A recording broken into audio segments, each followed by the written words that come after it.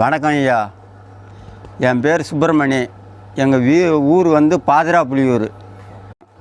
இந்த மண்பாண்டம் தொழில் செய்கிறதுனால நாங்கள் வந்து டேமில் தான் மண் எடுப்போம். அந்த மண் எடுக்கிற இடத்த பல பிரச்சனைலாம் பண்ணிங்கன்னு எங்களை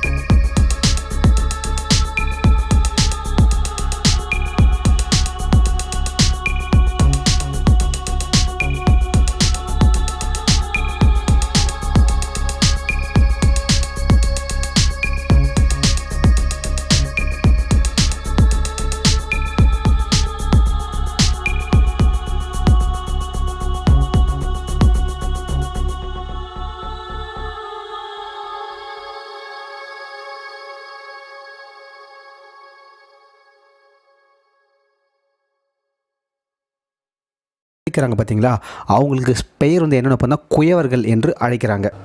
அதனால் ஒரு பாத்திரமும் இதை போல் செய்து நாங்கள் அந்த கீரை கடையிற சட்டி, குழம்பு வைக்கிற சட்டி, ஒரு படி அரிசி பல்லா, அரைப்படி அரிசி பல்லா, 5 படி அரிசி வேகிற பானை, 7 படி அரிசி பொங்குற பானை, இந்த குடம் தண்ணி மூழ்கிற குடம், இந்த கல்யாணத்துக்கு ஜாமான் கொடுக்குறோமே கல்யாணம் ஜாமான் அது செய்யணும். மறுபடி வந்து விநாயகருக்கு வந்து விநாயகர் சதுர்த்தி வரும்போது விநாயகர் அடிக்கிறதுக்கு பிள்ளையாருக்கு மண், இதெல்லாம் எங்களுக்கு மண் தேவைப்படுது ஐயா.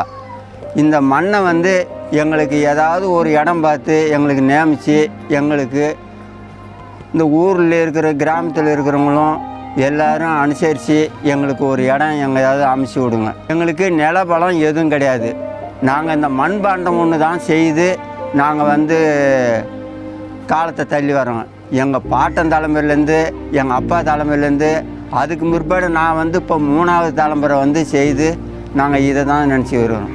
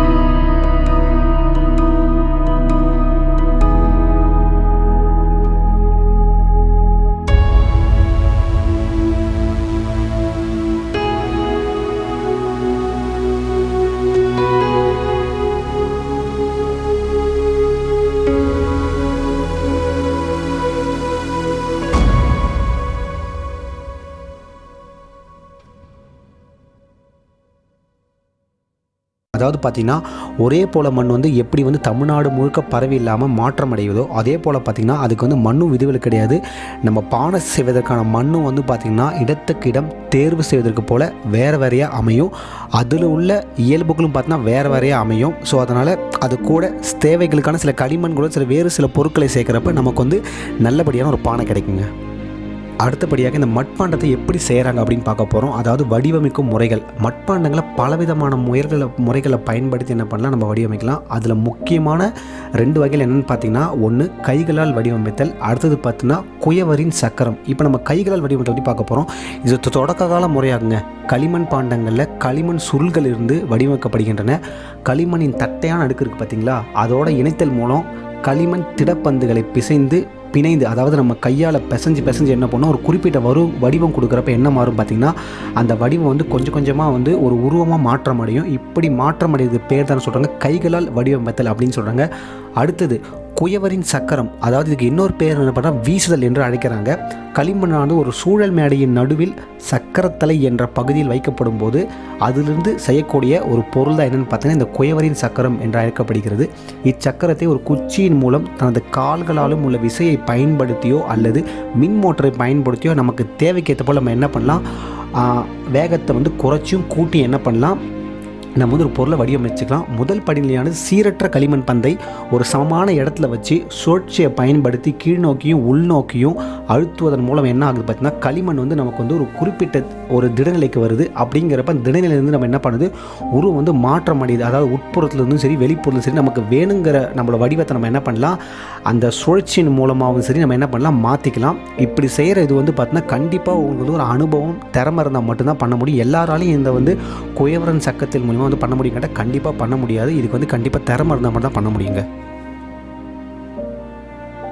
நாங்கள் வந்து 5 குடும்பத்தில் 5 குடும்பத்துக்காரே இருக்கிறோங்க இந்த ஊரில், வேறு யாரும் இல்லை. மறுபடி இந்த 5 குடும்பத்துக்காரும் நாங்கள் செய்கிற ஏனத்தை நாங்களே எடுத்துன்னு போய் ஊராக எங்கேயோ விற்று எங்கள் காலத்தை ஓட்டிங்கிறோம் ஐயா. எங்களுக்கிட்ட வந்து யாரும் வந்து ஏனம் அது கொடு இதை கொடு லோடு கணக்கில் கேட்குற வேலையும் கிடையாது, எதுவும் கிடையாது ஐயா. அப்படி இருக்கும்போது இந்த 5 குடும்பத்தாருக்கு ஏதாவது ஒரு உதவி பண்ணணும், ஒரு லோன் கொடுக்கணும். எங்களுக்கு வந்து ஒரு சக்கரம் வந்து எல்லா இடத்துலையும் வேண்டிய இடத்துலலாம் சக்கரம் கவர்மெண்ட்லேருந்து எல்லா பொருளும் கொடுத்துக்கிறாங்க. இந்த 5 வீட்டுக்காக இன்னும் இது வரைக்கும் கவர்மெண்ட் பொருள் ஒரு பொருள் எங்களுக்கு இது வரைக்கும் யாரும் கொடுத்தது கிடையாது. அப்படி இருக்கும்போது நாங்கள் ஐயா எப்படி ஐயா இந்த தொழிலை செய்து நாங்கள் எப்படி முடிக்கிறது? எங்களுக்கு முக்கியமாக மண் எடுக்க இடம் எங்களுக்கு காட்டி விடுங்க ஐயா.